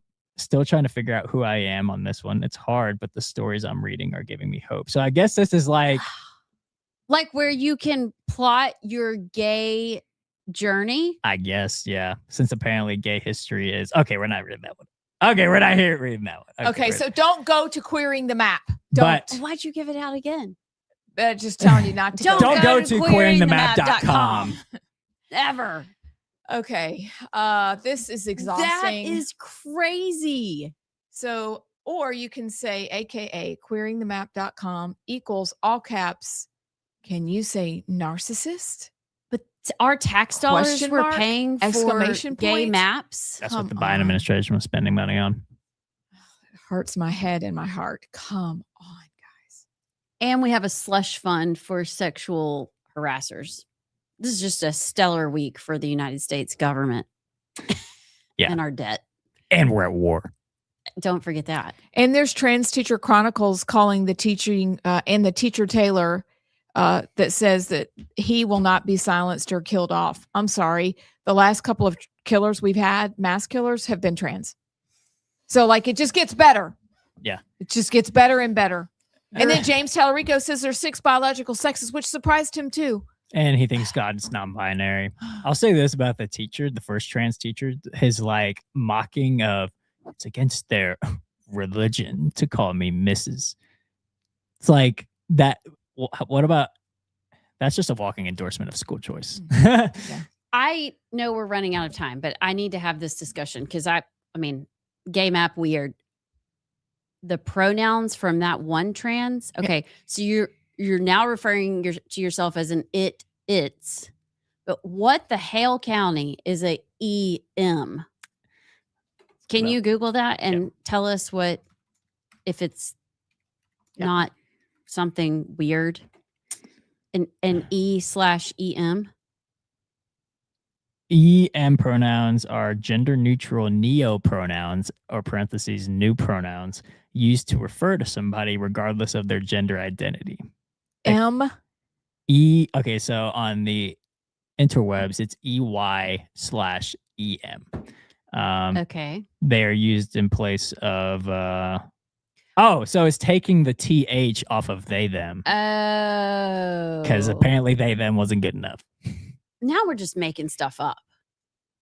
Yeah, we've been making stuff up the whole time. Well, and let's go back. It was LGBTQ2S. No, 2IA plus. 2IA plus. So anything out there we haven't even thought of that could be don't forget silent P. Don't forget silent P. And the silent K. Yeah. What's the silent P? Pedophilia. Yeah. Oh no, it's a map. Why is it minor attracted person. Why is it that's right. silent? Well, that's what some of the people that you and I like to listen to call it, the little silent P, which is because they don't want to always talk about the point. They don't want to talk about it, but it's always Yeah. been the point. It's is to get to pedophilia. Well, then Acceptability of that. where do you go after that, Abs? Animals. Yep. So, I mean, it's all just to get your depravity approved. And that's something we'll never do. All right, we have like 1 minute left. Can we please play Would You Rather? Make it a good one. I gotta never have I ever. Never. Okay. Never have I ever bribed someone. Never. Oh, wait, children Well, okay. for good grades? Oh no, like bribed, like Okay. No. Never. No. I mean, I'm trying not like legit, maliciously. but like, well, I mean, I'm trying to think. I don't think I have. I haven't with like money. I've never blackmailed anybody or whatever, but surely I'm like, Abs, if you'll go with me, I'll bring you cookies tomorrow. Yeah, I mean, Or like, Abs. do you mean a fun bribe? Do you mean money bribe? I want to go Like- money bribe. Like, Okay, never money no, bribe. I haven't done that. But I do bribe with food. Sourdough. Let's see. Never have I ever crashed a wedding. Never. Never. I don't think. No, is it bad? I do like, I like weddings. I do like weddings. They're fun. I just hate it when they're in the middle of the day. Or on Not a either. Saturday in the fall. Yeah. Like, can you give me my full day? And if it's a football Saturday, just do it next week. Is that bad? No, it's not bad. Are we Okay, good? You kind of look like you got one more. Some of these are questionable. Okay. Never have I ever lied about my age. Never. Yes. Spring break, Panama City. What? Mm-mm. I never did. Are you shocked? You're like 14. No, I'm 16. Never? Never. I never did. Jeez. You need to get out more. Grow up in East Tennessee. Classy up there. Y'all have a great weekend. Cannot wait to see you back here on Monday where you will be on the right side.